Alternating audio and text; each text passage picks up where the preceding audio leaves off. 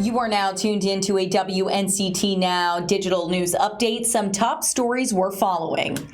The Zoom video conferencing platform is experiencing issues worldwide today. Meanwhile, President Trump just arrived in North Carolina. This comes as one of the president's longest-serving advisors announced her departure. NECU is the latest school to announce an end to in-person classes due to coronavirus cases. University leaders are now preparing for the shift. Good afternoon and welcome to a WNCT Now update. I'm Kayla Schmidt.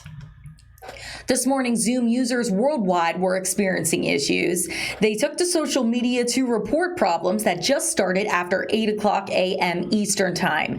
That was just as students started to log on for remote learning, according to Down Detector. The cause of the outage is not immediately known, but Zoom's website is reporting partial outages. Officials say they are investigating these outages. President Trump is now in North Carolina. He's expected to make an appearance at the convention, but will also visit a town in Henderson County, south of Asheville. The White House says the president will tour a Mills River facility that provides meals to families in need through the Farmers to Families Food Box program. He's joined by his daughter, Ivanka, and Agricultural Secretary Sonny Perdue. This trip is not the only news surrounding the president getting headlines. One of his longest-serving advisors is stepping down. Kellyanne Conway says she'll leave the White House at the end of this month. Conway says she wants less drama for her children. Her husband, George Conway, is also stepping away from the Lincoln Project, a group started by anti-Trump Republicans. ECU is the latest school to announce an end to in-person classes and education due to the coronavirus. University leaders made that decision over the weekend.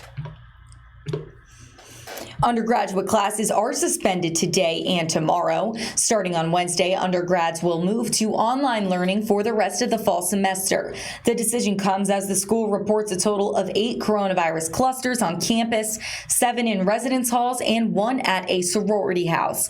There are also cases on the football team. Health officials say a cluster is identified as 5 or more cases in close proximity. We're going to take a quick break and be back with a look at COVID numbers across North Carolina. Stay with us.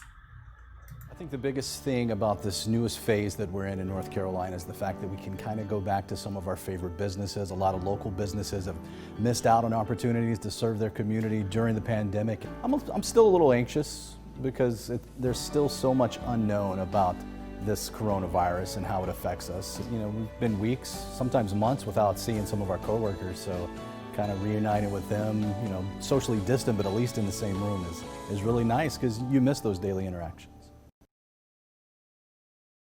There are everyday actions to help prevent the spread of respiratory diseases. Wash your hands. Avoid close contact with people who are sick.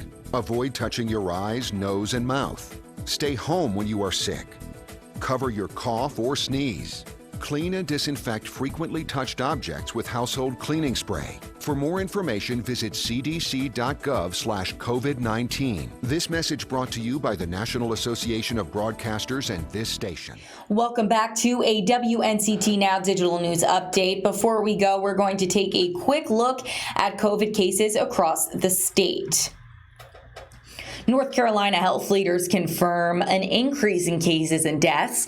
More than 156,000 people have tested positive. The statewide death toll has passed 2,500. That is all for your WNCT Now update. Again, tune in at 4 for more news before the newscast. For now, I'm Kayla Schmidt in the digital studio. Thanks for watching.